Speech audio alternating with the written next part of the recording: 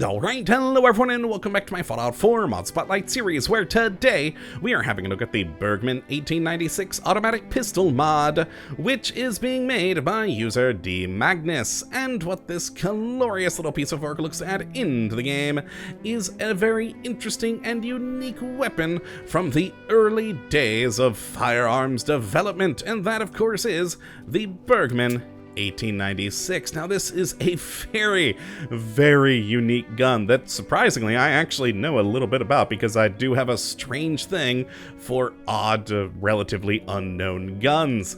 And it was a contemporary of the Mauser, but never quite gained the same traction and pretty much fell into obscurity. But I think with its very unique design, it very much fits into the Fallout world in my mind. So let's take a look at what we do get with this particular gun, and here it is in all of its slightly strange and kind of awkward looking glory. It is the Bergman 1896, which is not exactly the greatest of weapons. This mod is really meant to be sort of an early to mid-game gun, as you can see from the stats here, doing just 16 damage with a custom 5mm Berg ammunition, with a firing rate of 66, range of 83, accuracy of 61, and a weight of 2.7. So it's not exactly going to last you a huge amount of time in the game, but it is definitely a unique one to use for the early stages, which I think is pretty cool.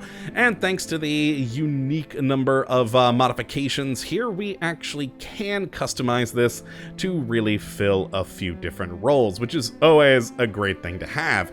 And I mean, besides that, just look at this beautifully made model and texturing. It is simply a gorgeous weapon. I do like it. And like I said, with the modifications, we can make some interesting stuff. For instance, a suppressed sniper version where we actually converted over to 10mm ammo to do a little bit more damage. And in fact, that's actually the highest amount of damage I can make this gun do. So yeah, definitely an early to mid-game weapon. Or of course, go for a fully automatic short version here, which does only do 20 damage, but hey, it will spit out rounds pretty quickly. An interesting note on this one, again, I only know a little bit about this gun, so don't quote me on this, but I think that this gun was only ever semi-automatic in the real world, so having it be fully auto is a little awkward, but hey, this is Fallout. We can do all sorts of crazy things, so who's to say we couldn't? So yes, we can have a fun version there. Now, as for how you get this particular gun, it's actually pretty simple. You'll start seeing it at around level 10. The ammunition, though, you'll start to see at level 5. And when you do start finding the gun, it'll be on both enemies and in vendors, or alternatively, you can just head over to any chemistry station in the game and you can just build your own version here for a reasonable amount of materials, plus rank 3 in gun nut and rank 1 in blacksmith. Now, alternatively, for finding the ammunition, we can also make it here with just some acid, cloth, copper, lead, oil, and steel, and just depending on how much you want to make in one go depends on which one of these recipes to use. You can either make a handful of bullets or a fair few going this route, but you really only need the rank 1 in gun nut to make those, so, you know, choose accordingly. Now, as for the modifications on this weapon, let's go and take a look at those. And in the first category of receivers, pretty standard fare here, starting with, of course, standard, going to hair trigger, calibrated, powerful, on up to the advanced receiver, so nothing too dissimilar from any other gun mod in here, and of course the advanced one bringing it up to a whopping 28 damage. Oh, again, early to mid-game gun. Then in the barrel category, we have 3 options of either short, long, or extended, of course increasing range and accuracy. We then have the grip category, where we have either standard, improved, comfort, or sharpshooter. And then moving on to the clip size, we've got actually a fair few options in here. The standard clip, which is only 5 rounds, the 10-round clip, a 20-round clip, and then a 5, 10, and 20 quick eject version for you to use, which, amusingly from the flavor text here, apparently utilizes a miniature teleporter to fit all the bullets in this tiny, tiny gun. So, I don't know, that just makes me laugh for some reason, so it's amusing to me. And in the next one, we have iron sights, which of course we can change to glow sights, reflex with circle, dot, or hex, and then of course a short scope or a short see-through version. Now, what's fun is we can also change the front iron sights to either be standard or glow, so you can have a little bit of variety there. We then also have the muzzle category, with only one thing in here being a suppressor for your stealthier characters. And then on down to the finish for the gun. We can either go with the standard gunmetal, a black finish, a blued finish, or a stainless steel finish. Always nice to have some variety there to change up the looks. And then we have the automatic or semi-automatic category here for you to switch it between those. And oh, hey, the flavor text in here actually does tell you that, yes, it was never actually capable of it, but hey, it's Fallout, so go on, have some fun, and have an automatic pistol. There we go, I hadn't read that yet, very nice. And after that category, we have the damage modifier, which goes up to 90%, which, with how low this thing does damage-wise, you're really never going to bump it up too much, but I actually find it reasonable with this gun, considering its low damage and, of course, rank 4 of gun nut requirement.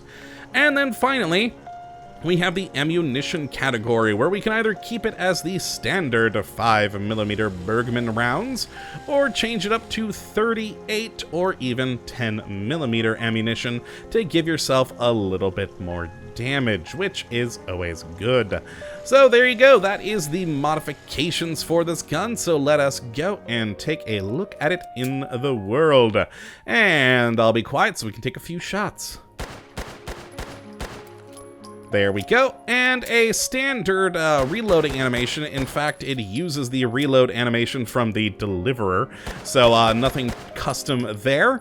I do like the iron sights on this. I think they're fairly useful. You know, some guns that we see don't have the greatest, but overall, I'd say it works out quite nicely. And it has a very fast firing rate, which means you'll empty those 5 cartridges pretty darn quickly.